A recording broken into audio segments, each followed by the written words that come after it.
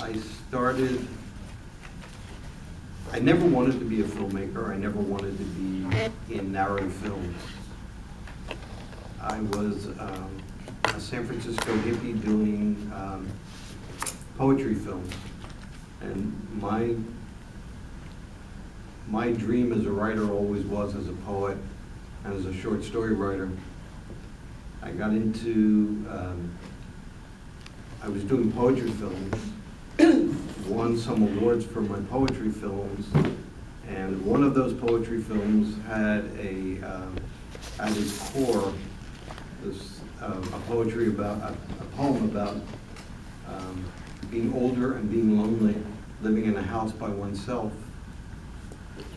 That particular film caught the attention, won an award, and it caught the attention of the government, believe it or not, who then came to me and said, we want to do a series of films about senior citizens advocacy.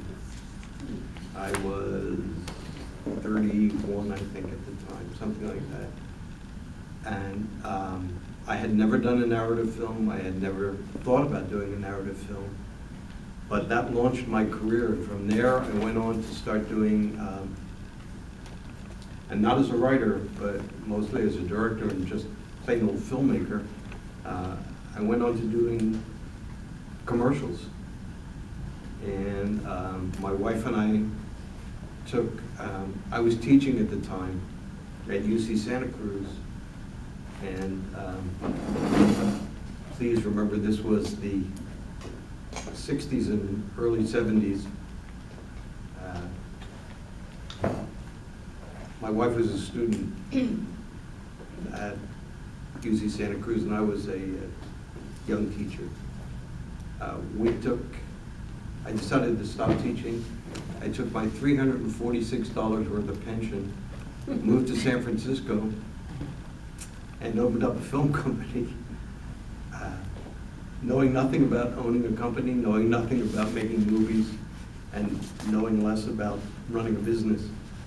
And we wound up being the most successful advertising production company, film production company in San Francisco during the early 70s and into the 80s.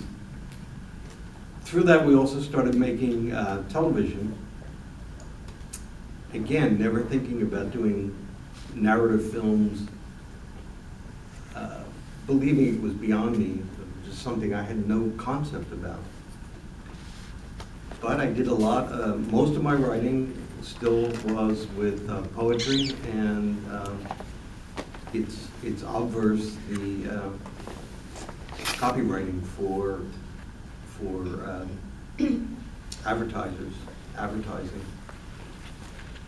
We wound up also becoming a company that did and ran political campaigns, the media for political campaigns. We ran Barbara Boxer's first campaign, for instance, where I came up with what I thought was a great slogan. Put a fighter in your corner, Barbara Boxer for Congress. I don't know if any of you ever met Barbara. She's about this big. She's really tiny.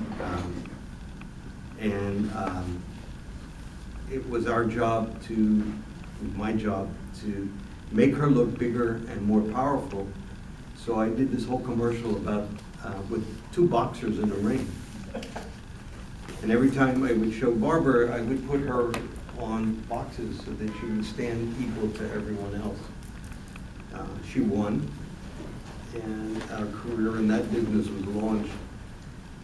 I became fidgety, as is my want, after a few years, and I didn't want to do commercials anymore. I didn't care about the money. I never cared about the money. I never did anything for money. I did it because it was fun and because it was something that was challenging.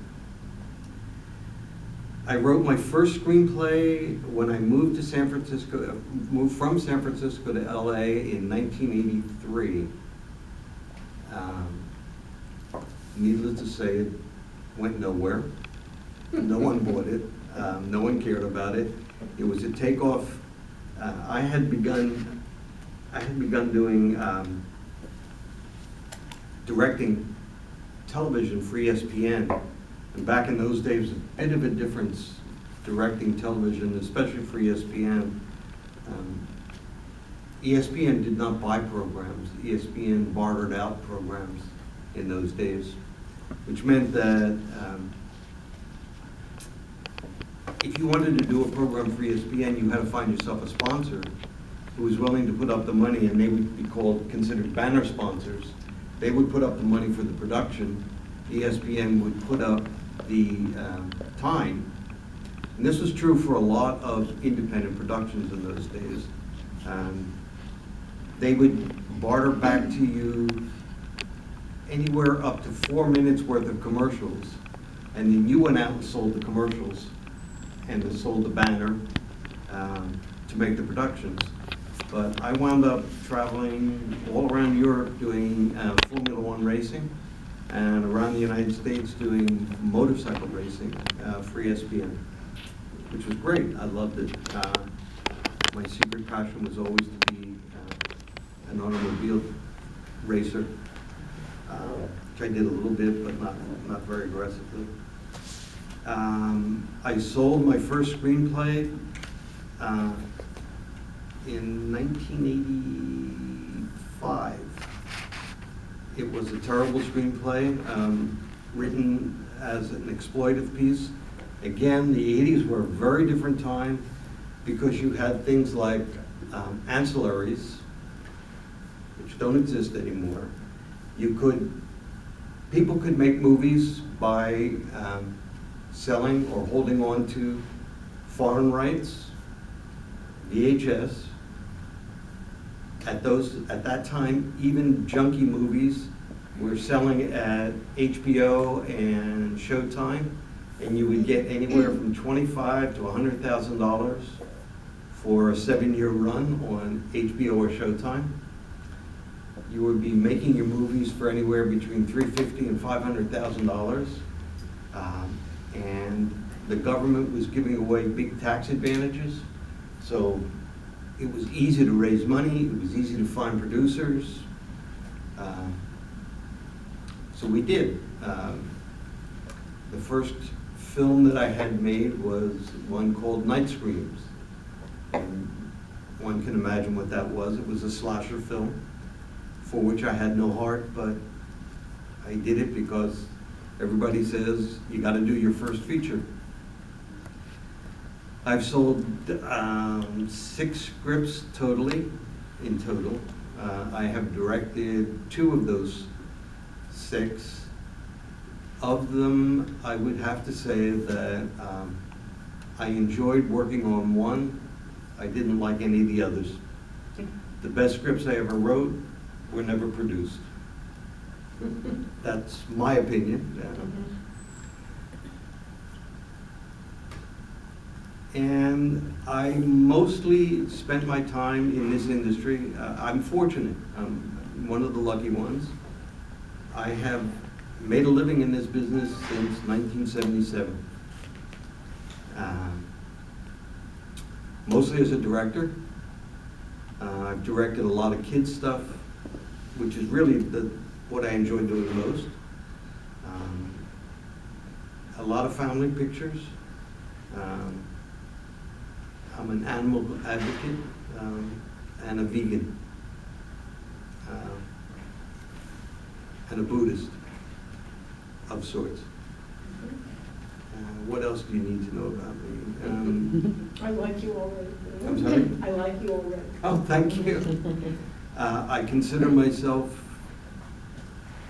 my greatest accomplishment, and this is relevant to screenwriting, my greatest accomplishment is that I've had a 43-year-long marriage in this business, and that every day of those 43 years I have been happy and have loved my life and feel inordinately appreciative to have been able to do what is my passion and what I love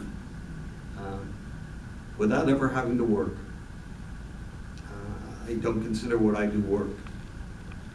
I would do it for free, as I have done it for free any number of times. I was mentioning before, my passion is still poetry and short story writing. I am at page 233 on my first novel, which is a shock to me because I never thought I'd write a novel. I started out writing a short story and it turned into a novel.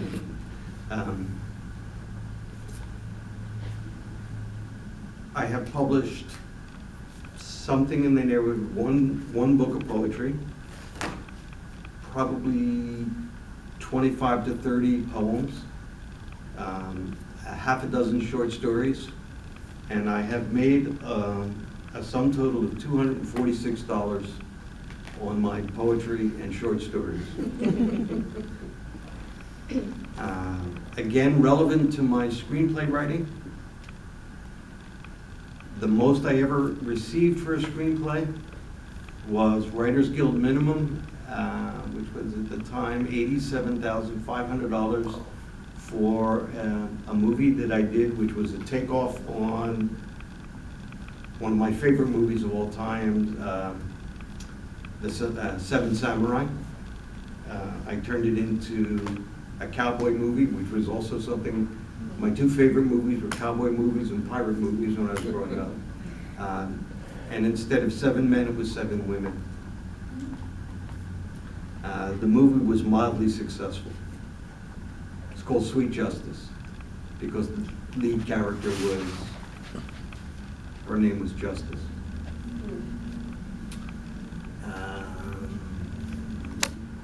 Lately, I have been doing mostly television and almost predominantly some children's shows and things for Nat Geo, what's now called the American Heroes Network. Despite the fact that I happen to be a pacifist, that I wrote and directed the definitive documentary that has been on PBS actually, on a very famous World War II rifle, the M1 Garand.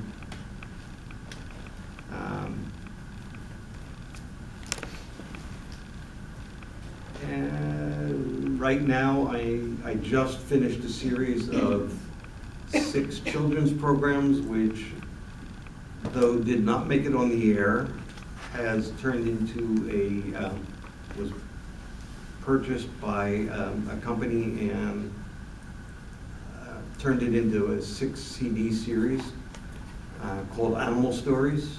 And it's a kids show about the environment and endangered animals. In it, I did something I hadn't done before, which I enjoyed greatly, which is write 40 songs. And had the music produced, but I wrote the lyrics for the songs. That was a lot of fun. So we moved to the desert. My wife and I moved to the desert last Saturday, a week ago Saturday, because we got tired of living in Los Angeles. We've lived on the west side this whole time of Los Angeles. It's become both too crowded and too expensive to live there, and somewhat unpleasant. Now you can Though I tell was we're born in really Philadelphia, I proactive in consider getting Los your Angeles my speakers. home. I am not one to knock Los Angeles. I loved it. I loved every minute of it. I loved its diversity. I loved the facade it puts up. We lived in San Francisco for 10 years. San Francisco is a beautiful city. It is a pretentious city, and I disliked its pretension. And loved it, in some ways just loved the lie that is Los Angeles. My wife is a production controller. She's worked primarily in She's one of the first people to work in reality television and has done so for 20 years. In the last 4 years, she's switched over and she's doing mostly scripted shows now. And interestingly enough, most of the shows she's getting are not network shows. They're Netflix shows, they're Hulu shows. But she doesn't care. She works from the house, they let her work from the house, and they pay her union wages, so she's happy. That's my background. I will try and share with you what I know about selling scripts and what I know about this business, having been in it for, what, now 40 years. I have an outline. If any of you want to, be happy to share it with you. Okay, so you've just written a script.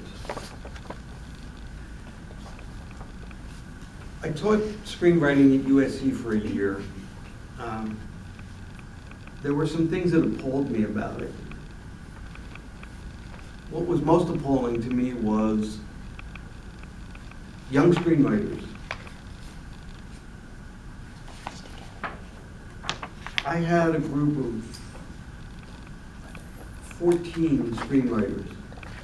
Of those 14, 12 had never read a play, had rarely read a book, knew only of television, had no idea about the history of cinema, but they wanted to be screenwriters. I found that shocking.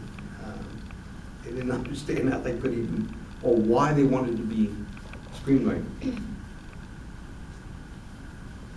And the answer was obvious. And it's the first question you should ask yourself. Why am I doing this? Why do I want to write a screenplay? Certainly you don't want to do it for money. You make a better living selling shoes at Neiman Marcus. The likelihood of, you hear all sorts of stories about screenwriters making $1 million. Well, that happens once in every 100,000 screenplays, at best. Your likelihood of selling a screenplay is small. In this particular group, and I consider myself, although I have sold screenplays and still write, we're in an ageist business.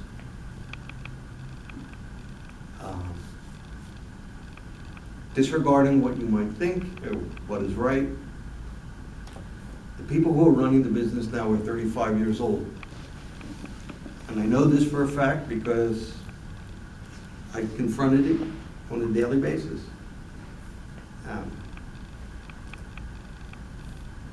They look at me and they don't want to work with their grandfather. Real simple. And you know what? When I was 30, I probably felt the same way. And I can't condemn it. The other thing you must know as a screenwriter and in this business is not a meritocracy. It is not the best screenplay that gets bought. It is not the best screenplay that gets produced.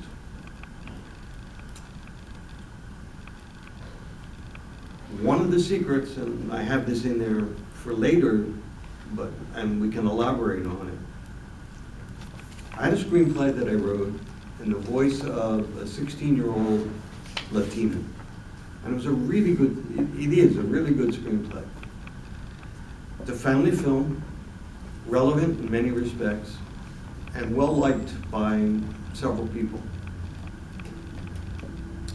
I had another screenplay that also I think well-written. You may disagree, you just read it. I just sent it to you to read.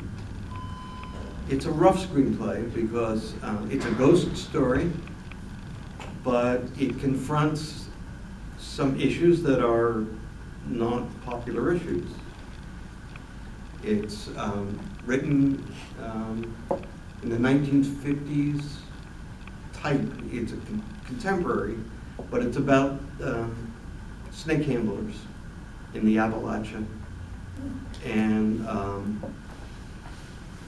the conflict between fundamental fundamentalism, fundamental Christianity, and the still ongoing witchcraft, belief in witchcraft in the Appalachians. I had a producer who wanted to do it and was willing to pay me what would have been more than I ever made in a screenplay. And he took it to a studio, and it was quickly rejected, but not by the studio heads. You know who rejected it?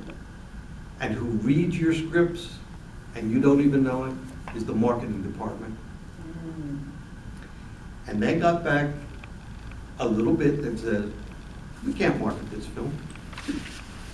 Can't market the film, they're not going to make it. Well, okay, so you're a screenwriter. Why'd you become a screenwriter? Why'd you decide? Is it something that was passionate, or is it something you can make a living out of? You better answer that question, because that's pertinent. Are you going to start writing screenplays with the knowledge that if they can't be marketed, if they're not superheroes, if they're not something that somebody can make a toy out of, is it going to be made? That's the reality that you confront trying to sell your screenplay these days. Yeah, there are really good screenplays that are made, and there are ways to get them made. Going through a studio is not one of them. Understand, the likelihood of you selling a screenplay to a studio is virtually nil. Age is against you. Content is against you. Not a person in this room, I would be willing to bet, understands the mind of a 15-year-old adolescent male. I have a daughter, I don't understand 15-year-old adolescent male. But that's who they're making movies for. They're not making movies for us, they're making movies for adolescent males. So why do you want to write a screenplay? Well, I want to write a screenplay because I want to make money out of it. Well, you're not going to. You know, Excuse me, whoever's phone is beeping, we want him to put it on that's silence. probably me. Oh, sorry. It is. I'm just ignoring it. Sorry I don't about even know that. where my damn phone is. To tell you the truth. Oh, there it is. I'll turn it off. Oh, sorry.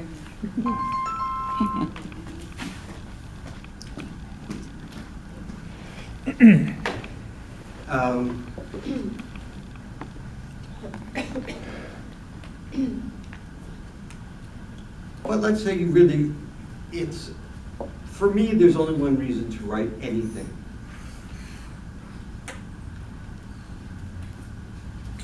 Because you can't express yourself any other way.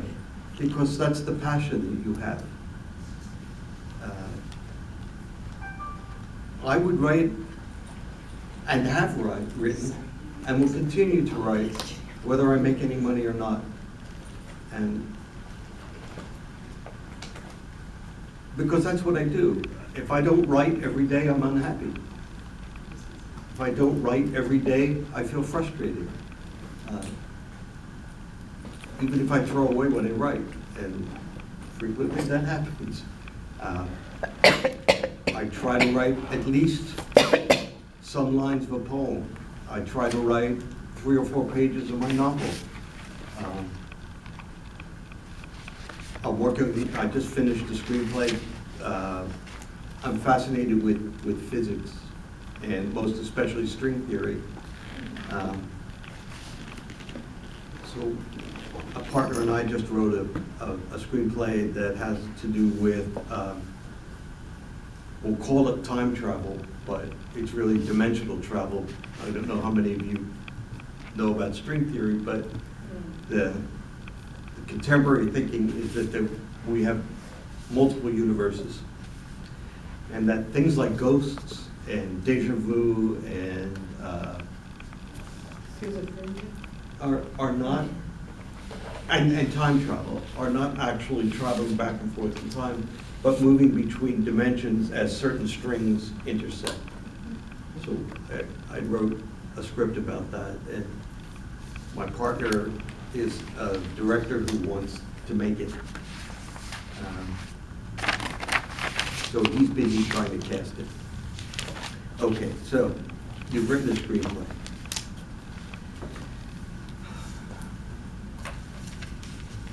The age of sending scripts over the transom is also somewhat dead. That's the old phrase for getting a script directly to a producer or to the studios without using an agent. Because he used to throw them over the transom into the producer's office. There's a couple reasons for that. Before you say it's terrible that a producer won't read your screenplay. The other thing you have to know about our business is it's litigious as hell. Everybody wants to sue everybody else for every reason. Most producers and every studio will not read a script that does not come through an agent, because an unsolicited script opens them up for lawsuits. You wrote a script and it has to do with XYZ. A year from now, a movie gets made that has to do with XYZ. The first thing people do is sue the producer. I wrote that script, look, and I sent it to that producer, so he stole it from me. In order to prevent that, producers will not read unsolicited manuscripts. If it doesn't come from an agent, they generally won't read it. So if you can get it to a producer, that's great. But know that most of the time, unsolicited scripts do not get read. And mostly, that's the reason they don't get read. Okay. So, find an agent. That's, in this business, it's essential. It's really, really important. It's how you're going to sell your screenplays. Again, it's an ageist business. There are very few agents who will handle older writers, especially if you have no track record. But you've got to try. How do you find an agent? Well, there are two things you want to do. There are two books out there that are okay. They're published. I forget who publishes them, but one is a thick book of producers and a thick book of agents.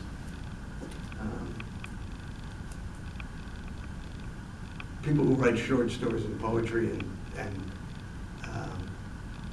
nonfiction, we have the writer's guide. These are essentially the writer's guide for screenplay. They will help you. Now you can get them online, obviously, and there are a million online. They will tell you who will read your screenplay, who will not read your screenplay. So the first thing you do is, once you write a screenplay, try and get it to an agent.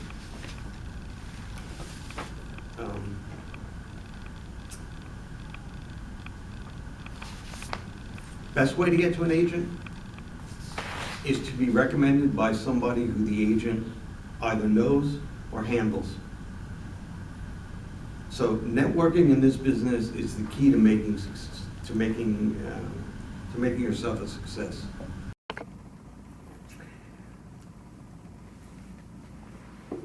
One of the things that we can do to be proactive about our own lives and about our own work, especially these days, is to make our own work, to make our own stuff and put it up there. It was much less possible in the old days. That's both good and bad, because part of what has gone by the wayside is the quality of production. The modern generation doesn't look for production values in the same way that I did. I would never put out a piece of work for anybody to see as a film that looks like the stuff on YouTube. Badly lit, poor sound,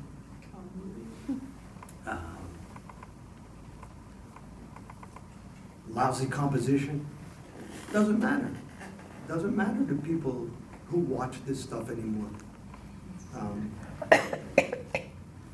People who make films hardly think about composition.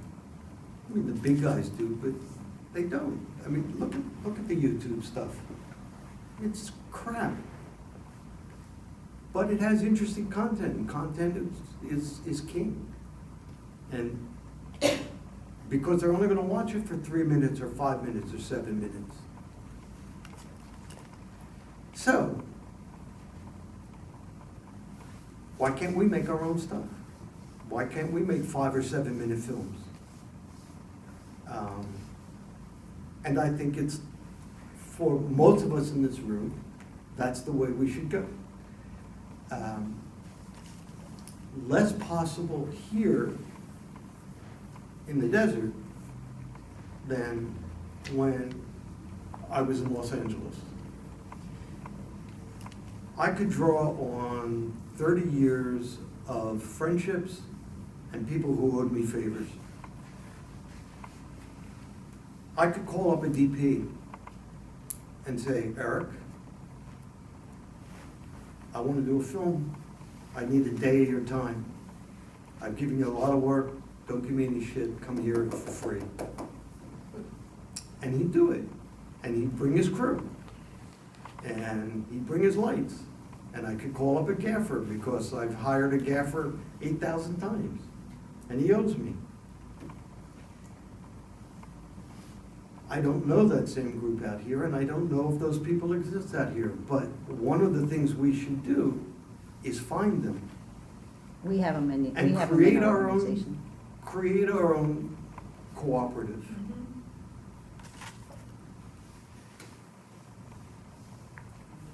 Make our own movies. Make our own work. Make our own work come to life. Will it make you money? Maybe not. Probably not. Will it bring you joy? You betcha. Will it be the fruition of your work? Yes. If you're writing a screenplay, a 5-minute screenplay, and you see it up there, and it's good, and people laugh, or people cry, or people respond, nothing better in life. But isn't it true, it's not quite as expensive now, right, with all the new The tools are technology? cheap. To me, it's a. You get a green screen. Look at that little stupid thing. You can make a movie with that. Exactly.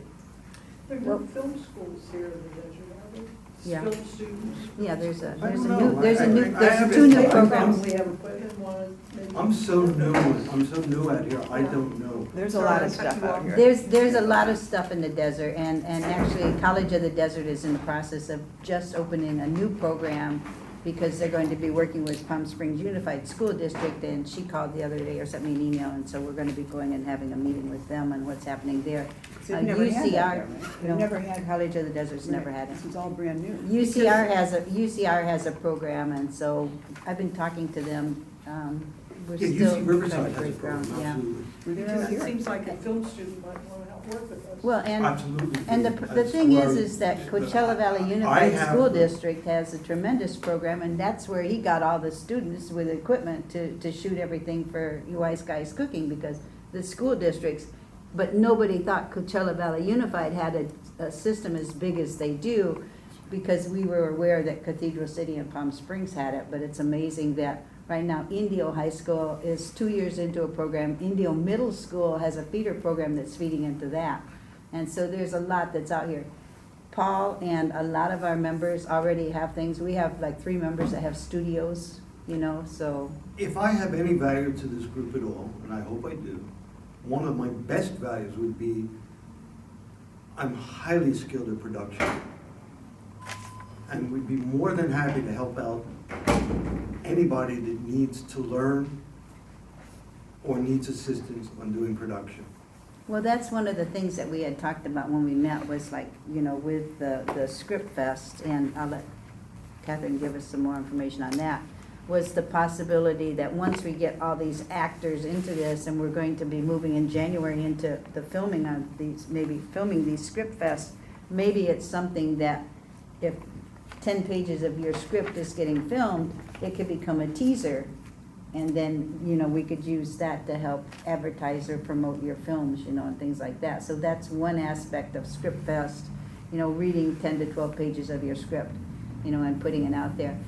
We're running into some problems because people are saying, you know, when you're asked to submit 10 or 12 pages, it's your decision to decide which of those 10 or 12. Don't go sending a script to somebody and saying, I have to comment on this, because looking at your, and it makes sense, this, down at the bottom of your syllabus here. Be aware that most people who read your script will read about the first 10 pages and perhaps the last 2 or 3 pages. You don't grab the reader in the first 5, you're done, which we've all known and we've all heard. So I'm sitting here thinking about the Script Fest. Maybe we should focus on the first 10 pages of people's scripts, because they are the most important. Originally, I thought, oh, let's extract 10 to 12 pages from wherever you want. I was talking with Andrew Kaplan about this.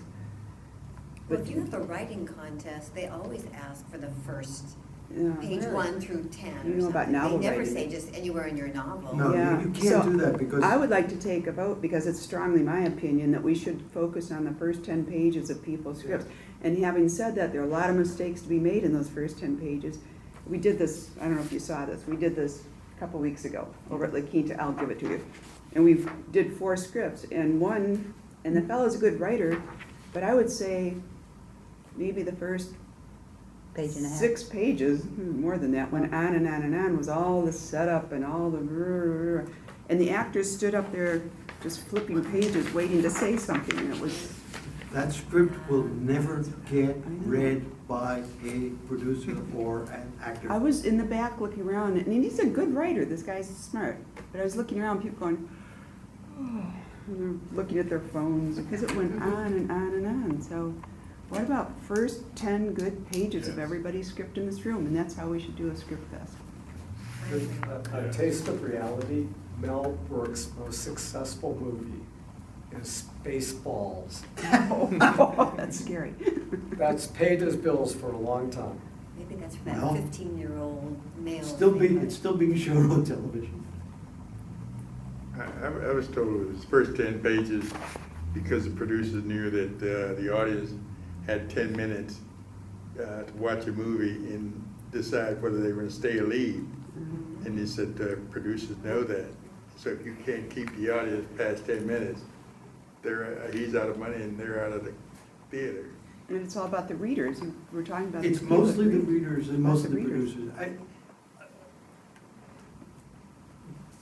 One of my big failures as a director, as a film director, and I don't consider myself a particularly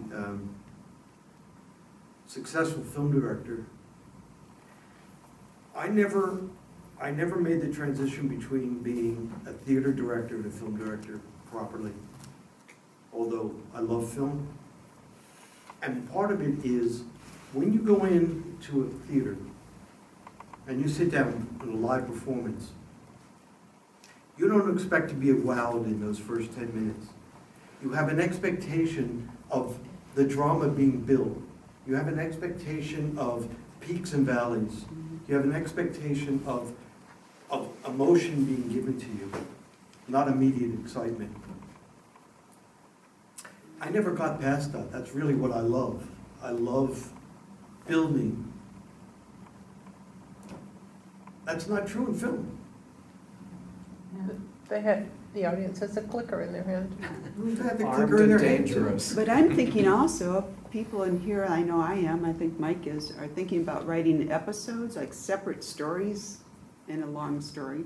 I'm sure there's another word for this. But each separate story, again, what are your first 10 pages? Like, I'm working on one, and my next scene is gonna be really quite different than the other.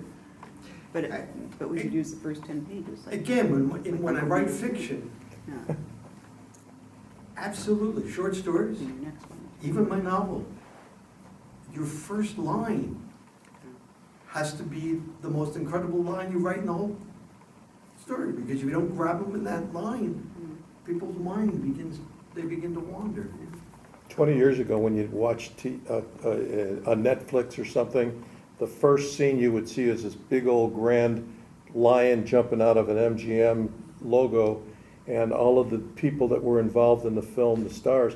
Now, you watch a Bosch or a Amazon or a Netflix, and the first 2 or 3 minutes, you see the action. They jump right in. They jump right into it, and then it takes you slowly but surely into the next 10 pages, and while those next 10 pages are going, that's when they're kind of just on the corner talking about who the producer, the director.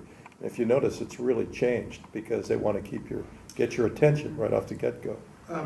We were talking before about writing B-movie scripts, and the way we were taught to write them, and people read them. Every 5 pages, I had to have action. Disregarding whatever else was going on with the characters, every 5 pages, I had to have action. And it had to be big action. Somebody had to die, somebody had to get eaten, somebody had to be killed, something had to happen. An explosion had to happen.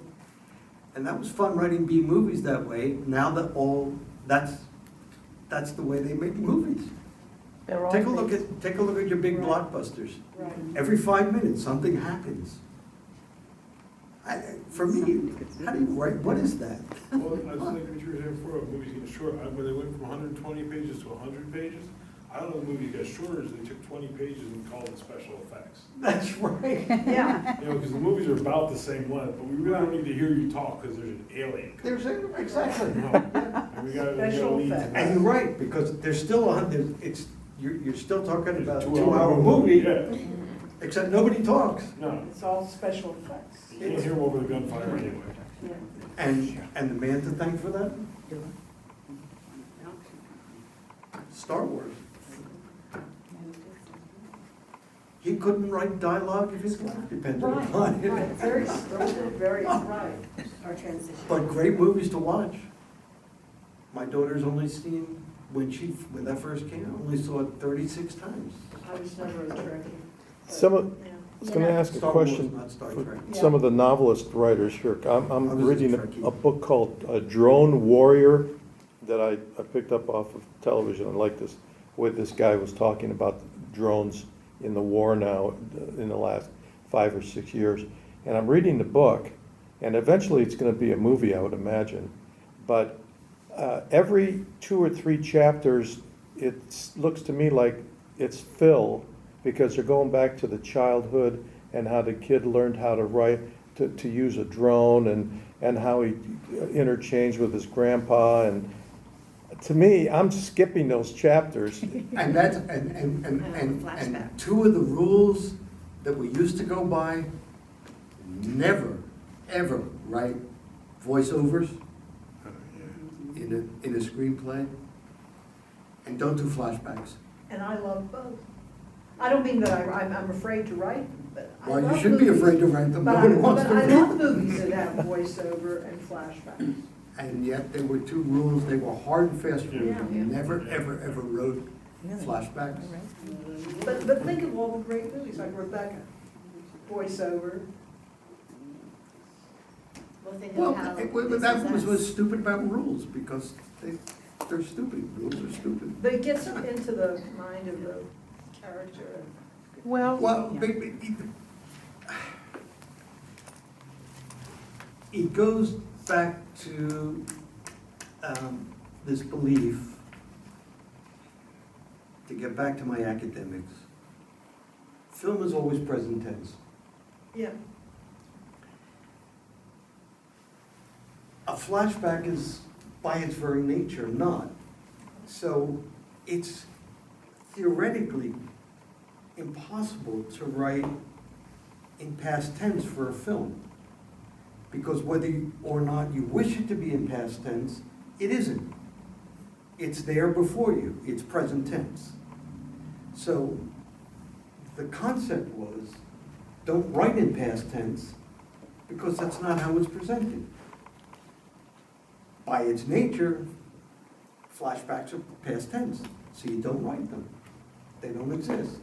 Same thing with narrative. It's not present tense, it's not there in front of you. But you can start with something and move it forward, And look, like somebody. how many growing times in up. my life have I heard people who talk about writing, especially scripts, every line has to move the plot forward or develop character.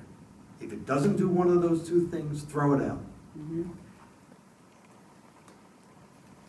The other big important line always, that we always should remember is, and I forget who, the first time I ever heard it, writing is rewriting, right? So, whenever I write, I have a tendency to always write too long, write too much, write crap that in my brain, but doesn't belong in the script. So, I was always taught that start your scene way later than you think and end it way sooner than you think. Come late, leave early. That's what you should do. And when I rewrite, that's what I do. I go back to look at it and say, I came into this scene way, way, way too early. Get rid of all this crap. Start the scene on a bang. Start the scene on what the scene's about. When I directed, that's how I would direct my actors, to say, I would break down my scenes and say, okay, what are we trying to accomplish in this scene? How does the scene move the story forward? How does the scene make your character come alive? And why is it important for the story? Why is it important for your character? Should be no different as a writer. That's what you need to think when you go back and you rewrite your script. Why did I write this line? Why is this line necessary? As a poet, I do that word by word. And I learn about being careful about my language through writing poetry. Most of my poetry has no ands or ifs or ors or thens. It gets rid of any word that isn't emotive. Because what I want to do in my poems, I don't want to make you think. People who write or read poetry, I think, and why I don't like a lot of Jim's work, I don't want poetry that comes from the head. I want poetry that comes from the heart. I'm a Sylvia Plath fan. I'm a Robert Lowell fan. I'm a confessional poet fan. I want Robert Creevy. I don't want, although my favorite poet is Yeats, certainly in his head. But every time I read Yeats, a line like the Crazy Jane poems, they get me in my gut. Well, why should my screenplay be any different? If when I read a screenplay, it doesn't get me in my gut, if I don't feel every moment, if I don't